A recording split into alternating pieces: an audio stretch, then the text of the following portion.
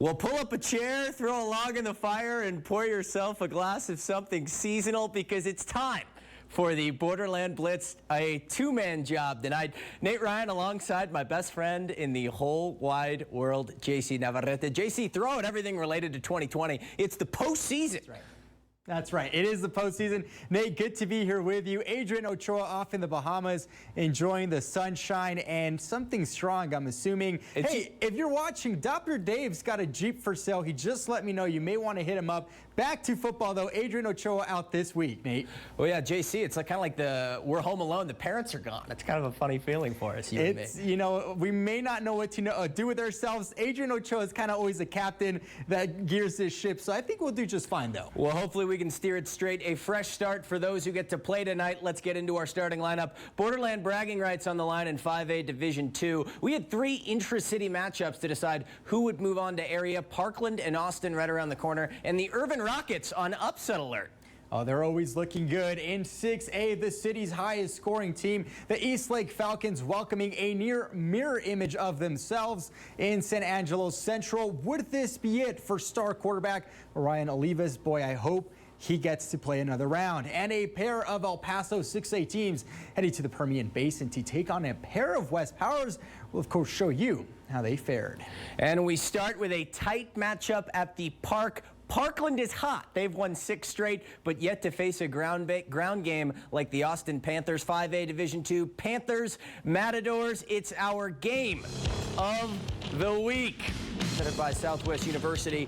Look, Austin runs the wishbone, and they've had success with the run game all year. And they actually get their first score, of course, through the air. William Rodriguez, the third, run or pass. He's usually the guy that scores. Austin up 7-0. Jacarius Lewis back the other way. Fakes out the cameraman. And, JC, if you fake out Jerry Nahara, you're doing something good. Yeah.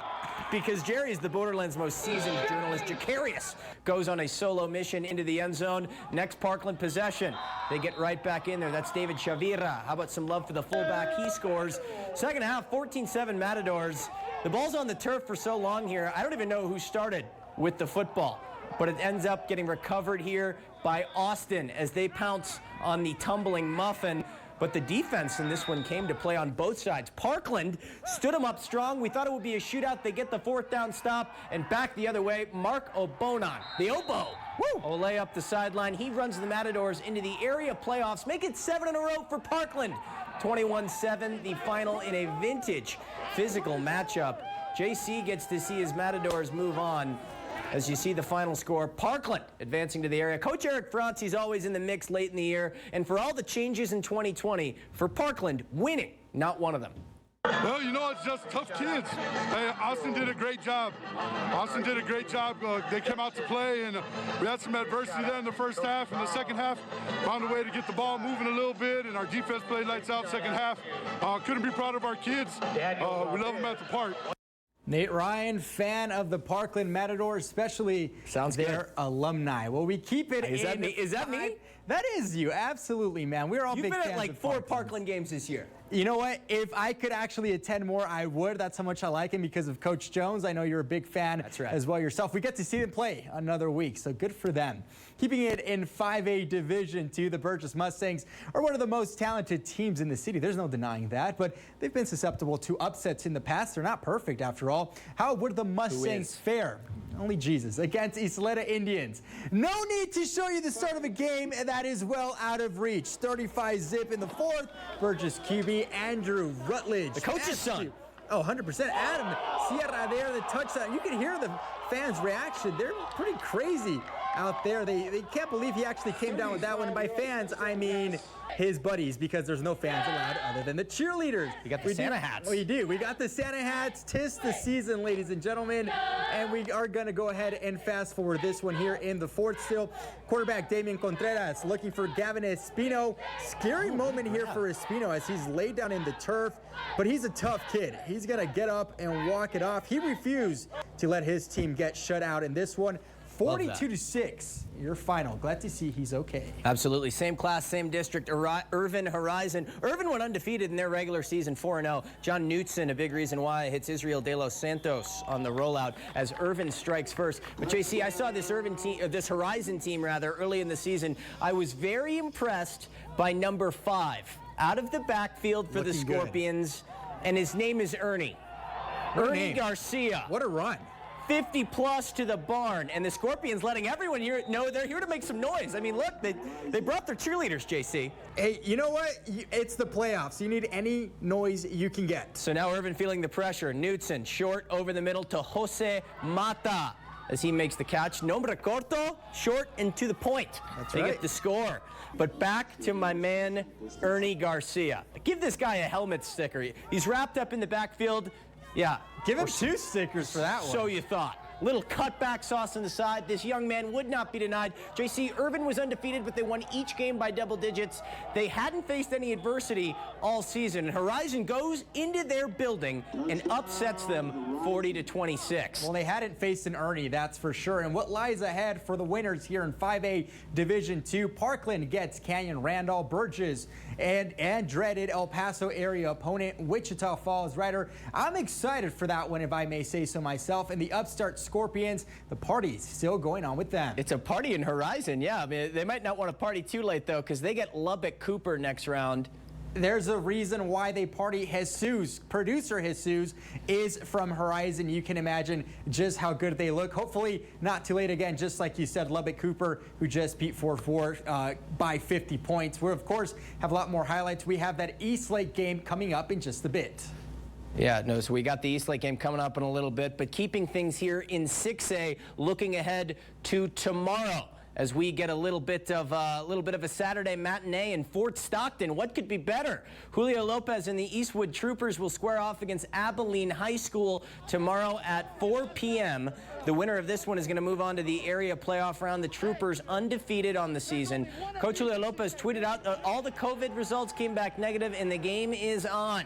Now, the game will be streamed online, but do not worry because legendary El Paso sports reporter Kevin Lovell will be at field level in Fort Stockton providing highlights for us tomorrow. Kevin Lovell getting all the angles in Fort Stockton, JC. If there's a Lovell in Fort Stockton, you know there's going to be trouble. Kevin Lovell on the case coming up there. We'll, of course, be checking in with him tomorrow. But coming up after the break, we hit the road for 6A Division I. It's the Borderland versus the Permian Basin. Who would come up on top, and how would our El Paso schools fare against the Midland Odessa metropolitan area? Good zip code there. We've got the highlights coming up next. Yeah, but the human highlight, Will Heron, is in the building. He was in the lower valley for a wild one as Del Valle tangled with Lubbock Monterey. Stay with us. You're in for trouble. The future of education is online, and we're making it happen in a big way. Here, we grow again. Announcing the 100% online Master of Business Administration program offered at Western Tech, taking education and your career to the next level. We've mastered training programs for over 50 years, and now we're mastering the MBA. Only 15 months long and fully accredited. Are you ready? Join our evolution and grow with us. Complete your MBA at Western Tech. Visit westerntech.edu and enroll today. Please join us for a special Mass for the Feast of Our Lady of Guadalupe, celebrated by Bishop Mark Seitz. Watch the live broadcast on the El Paso Las Cruces CW Saturday at 7 a.m., sponsored by the Madonna Shop. Mornings will never be the same. It's your Magic Morning Vibe with Rick and Patty. Everything to get your day started off right. Listen live online. You don't even need an app at magic1049fm.com. Welcome back to the Borderland Blitz. To the Permian Basin we go for a pair of 6A Division I matchups. Let's start it out in the Midland Lee area, Montwood and Midland Lee. Montwood had a very touching moment pregame where they were allowed to host their senior night as Midland Lee allowed the Montwood seniors to take the field in front of the fans that were able to attend. Unfortunately for those Rams, the pleasantries stopped there.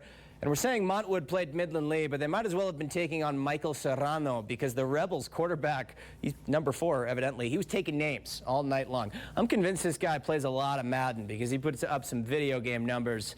Fortunately for all other El Paso teams, Serrano's a senior, so they won't run into him in the state playoffs any longer. 3 rushing scores for for Serrano. Midland Lee knocks off Montwood, and they end their season. Tough luck for Ariel Famaligi and the Rams, but class act move there for Midland Lee, letting the Rams get to celebrate their senior night there. Yeah, 66-21. That is a video game score right there. Montwood, nothing to hang their heads on. Of course, they had a good season. Iris Lopez, always proud of her Montwood Rams. We want to get on over to Odessa Permian as well, because Franklin and Odessa, they had a date with destiny, Nate.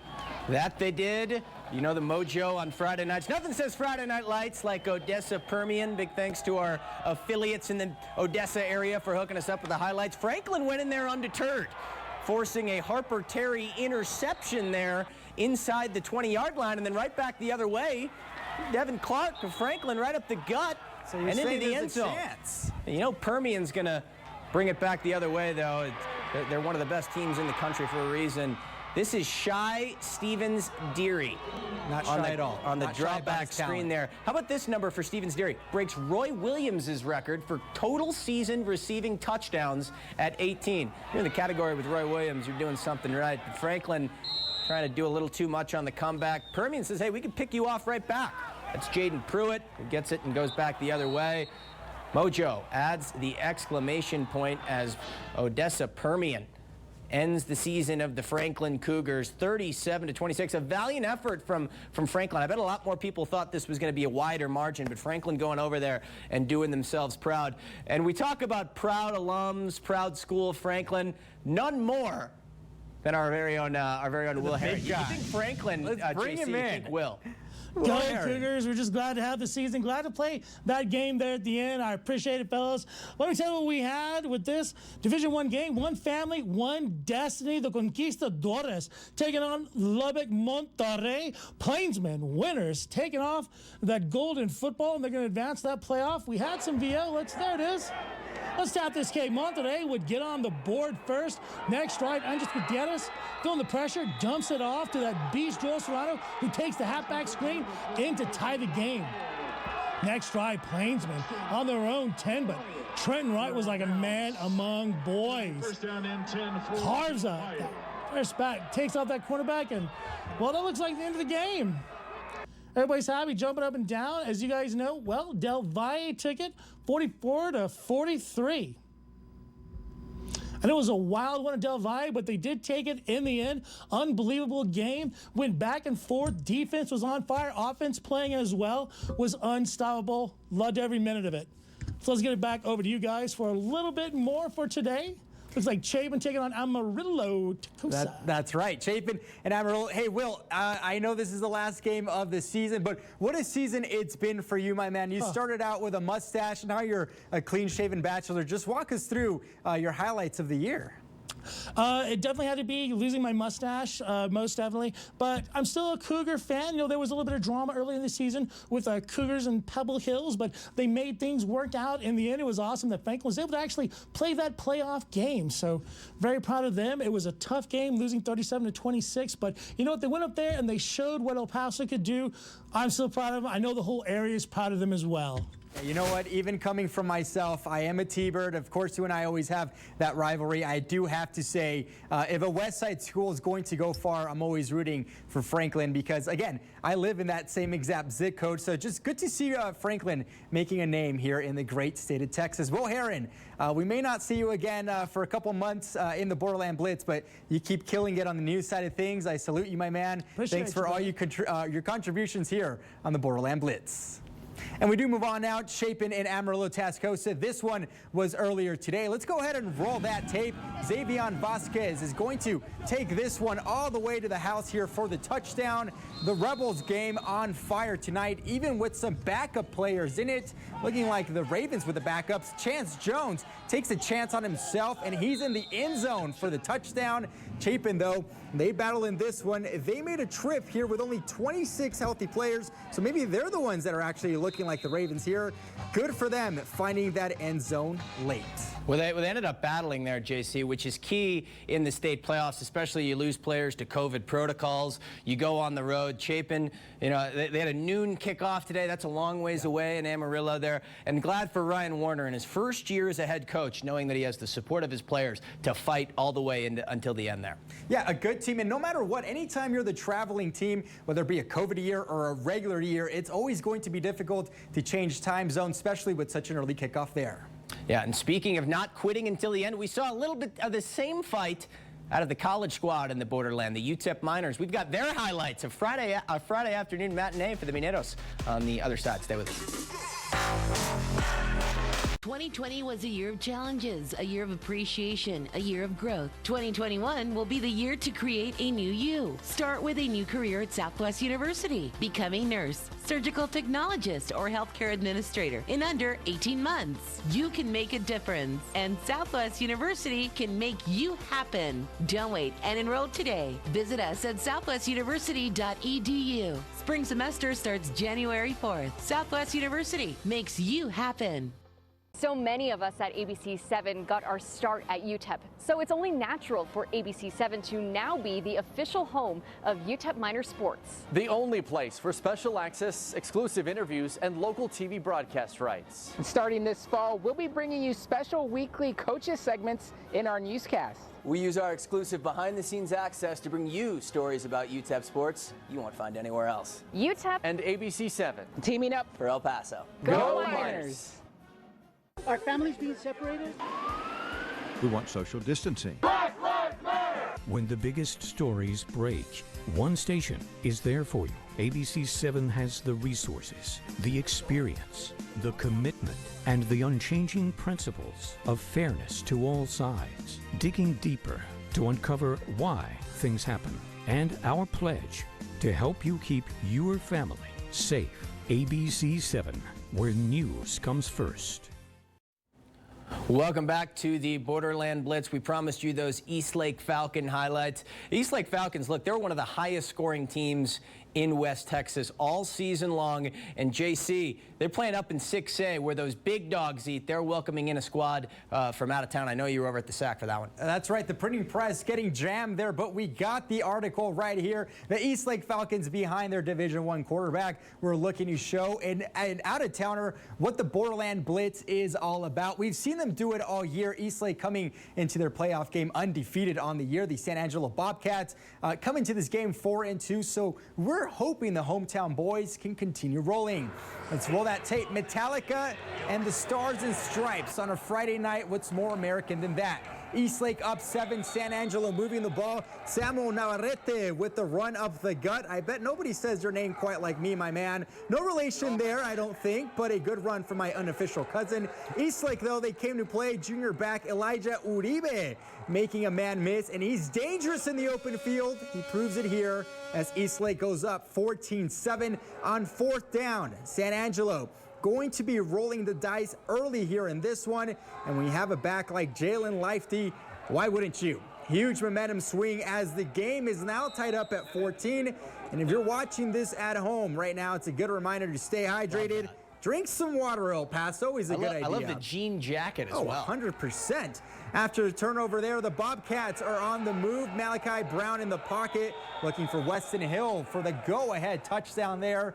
And would Eastlake respond? Orion Olivas, patient in the pocket, so good in the pocket, fires this one to Matthew Jones. At this point, I honestly considered calling the authorities because we have a West Texas shootout on our hands, tied at 21 going into halftime. Cheerleaders love it. The mascot loves it. However, it would be short-lived. Bird has been doing the pull-ups there. The Bird survived Thanksgiving. That's all we got to say because he's jacked. The quarterback there and the Bobcats doing damage.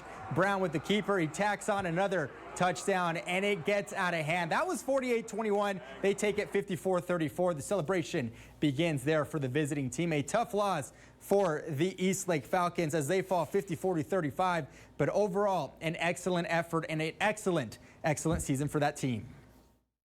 Every moment when it's a group of kids that get to lead the program, and it's just thank them more than anything, and thank their families for allowing us to assist in raising their kids. Been a heck of a ride, you know. We've been locked up, seems like, and you know, not gonna blame anybody. You know, it is what it is. It's part of life, and just looking forward for another opportunity next season. What a good coach right there. And just like he said, a coach really does become an extension of a parent, Nate. So, kudos to him, kudos to his organization, kudos to the whole coaching staff for putting together such a successful year on what has been an already very difficult situation with COVID-19. Yeah, and for Eastlake, the loser, Ryan Olivas, now the quarterback who's lit up the Borderland the last couple of years. He's on his way to Houston Baptist. Matthew Jones, Blas Compian, a great group of seniors there at Eastlake. I'm sure Ruben Rodriguez will have his team bouncing back here in the coming year. Speaking of bouncing back, UTEP minor football was able to get a kickoff in today at North Texas for just the second time in 2 months, but in a microcosm of the minor season. JC, our starting quarterback, Gavin Hardison, he didn't even make the trip to Denton. Our starting quarterback here didn't make the trip to the Blitz. He's off in the Bahamas, but that really is significant of what this UTEP season has been. UTEP coach Dana Dimmel saying he found out a few hours before the team took off yesterday. Yeah, and I'm not one to speculate, but in 2020, with players needing to pass health protocols to travel, I'll let you guys figure out why UTEP was without their #1 signal caller. So enter Calvin Brownholtz, the redshirt sophomore making his first career start. He had the Miners actually winning this game at halftime, but unfortunately, that's why you play four quarters. Second half, Brownholtz trying to improvise out of the pocket, but is picked off by Keelan Crosby. Just an errant throw there. Mean Green take over. And UTEP secondary, they were also depleted. They saw 3 regulars enter the transfer portal last week. And Jalen Darden, wide receiver #1 there, he paid attention. He had a night. Touchdown makes it 31-21. And then on to the fourth quarter. Points were scored. Brownholtz actually a little bit of life. First career touchdown pass to Jacob Cowing on the back shoulder. And all of a sudden, it's a 3-point game. JC, were you a little optimistic at this point? I was checking the push alerts from the sack, and I definitely thought they had a chance. Yeah, that 31-28. Unfortunately, UTEP just couldn't get stops, and they had no answer for this Darden character, #1. Swing around the outside. This guy finished with 4 scores. 4 score. Abraham Lincoln shout out there. Amen. But give UTEP credit. The team of backups battled until the end for Dana Dimmel. Under a minute, Brownholtz, this is why they call him the Brown Dozer. And look at him get right up in his grill after the score. What's up? We're still losing, and we need the onside kick, and the onside kick wouldn't be anywhere close, so maybe regret the trash talk there a little bit. Or you don't. I don't know, but minor season effectively ending in a loss. An admirable performance off a day's prep for the backup Brownholtz, but North Texas scored touchdowns off 3 of 4 Brownholtz interceptions, plus that Jaden Darden character, the difference. If Gavin Hardison, though, had played, does UTEP head coach Dana Dimmel think the Miners should be sitting at 500? Calvin played really well, but you don't have your starting quarterback. That's always a big blow to a football team, especially, when it happens on a Thursday. That was obviously a huge impact on the game, but Calvin did a lot of good things. But if we don't turn the ball over 4 times, it's probably a whole different ball game, right? I mean, that's a big part of it too. You can't lose the turnover margin 4-1. Switch it, and what do you think the score of that game would have been? So we just got to be better at not turning the ball over. Well, the C block of the show here was the offensive block for the offensive spectacles we saw. We had Lubbock, Coronado, and Bel Air tonight. We don't have any video highlights of it, but the Bel Air Highlanders took a big-time loss tonight as the final score. You see it 82-35 right underneath my left shoulder there. The Highlanders season comes to a close. Hats off to Coach Eric Scoggin for at least getting it in. But JC, as a guy who went to UTEP yourself, we now see UTEP falling to 3-5 on the season. Is there any steps forward from Dana Dimmel here in year 3 that you expected? You know what? From going from not winning a single game to, winning 3, you do hope that this team does start to turn the corner here and, of course, just continue to improve off these 3 wins. It's going to be hard, though, with the transfers that we've been seeing. A lot of talented players leaving the program. You hate to see that. But there are guys coming back, though. That's true. That's true. You do have a lot of guys coming back. I mean, Dion Hankins. You got Hank the Tank and the Brown Dozer. And that's the thing. With nicknames like that, you're not going to be 3-5 for much longer. That sounds like a children's book. Oh, absolutely. I'd definitely go to Barnes & Noble, pick that up right now. But, no, honestly, you know what? We went from not winning any games to winning 3. We've got a beautiful renovated Sun Bowl Stadium. Hopefully, once all this COVID-19 craziness is behind that, we can start packing that Sun Bowl Stadium once again. Maybe once we get that home field advantage rolling again, we'll start to see those wins coming back. Emotional words from a Miner alum. We'll get back to the high school game. A final look at your final scores on the other side. Is this the last one? Last final scores. We'll see. You never know on the Blitz. Never know. Don't miss it. Mark Hernandez here with American Solar Group, letting you know about our $2,000 cashback incentive with an amazing 1.49 rate of interest, lowest in the country. Call me today to find out how you can save. American Solar Group, fair, honest, transparent. Help begins with care. The care that says your emergency is our emergency. So we're bringing you a level of attention that looks closer, deeper, and works more compassionately than ever before. Because when it's serious, unexpected, or requires immediate attention, care lives in your neighborhood. Las Palmas del Sol Healthcare Horizon. Emergency care close to home. News doesn't stop on weekends. Big stories break Saturday and Sunday too. Borderland natives J.C. Navarrete and Kate Beery provide complete coverage of breaking news. ABC 7, the area's only weekend morning newscast at 6 and 8 a.m. Extra resources when events demand it. And an in-depth discussion of a major story every Sunday night at 10:35 on ABC 7 Extra. ABC 7, where news comes first, 7 days a week. Mark Hernandez here with American Solar Group, letting you know about our $2,000 cashback incentive with an amazing 1.49 rate of interest, lowest in the country. Call me today to find out how you can save. American Solar Group, fair, honest, transparent. Final block, final recap here. 6A Division I final scores. Fortunately, the El Paso teams took the double L eastward bound. Odessa Permian 37, Franklin 26, Midland Lee 66, Montwood 21. JC was at that East Lake game. San Angelo Central 54-35 over them. And then Kevin Lovell, he's probably going to start stretching, I would think, around 11 a.m., maybe noon, and then head on over to send some highlights back of the Eastwood Abilene High matchup. I wouldn't doubt that Kevin Lovell's going to put in a good 10 miles before shooting those highlights. More scores here. Amarillo Tascosa 56-7 over Chapin. Lubbock Coronado 82-35 over Bel Air. Almost broke the scoreboard there. Del Valle 44-43 in a nail biter there over Lubbock Monterey. Horizon 40, Irvin 26, and an upset pick there. Upset play. You're the Scorpion. Burgess big over Isleta, and Parkland gets the win in our game of the week over Austin 21-7. Moving right along, Canutillo knocks off Andress this week, as unfortunately Andress had to forfeit after being exposed to COVID-19 their last time out against El Paso High. Heartbreaks for them, as well as El Dorado, who also had to forfeit. Definitely two games that, again, we would have loved to have seen. Nicole Gomez, always the obligatory shout out to you anytime we're talking about Moving right along, that'll do it for us on the Borderland Blitz. Break out your tissues. Honestly, I don't know if we'll see you next week. Maybe we will, maybe you won't.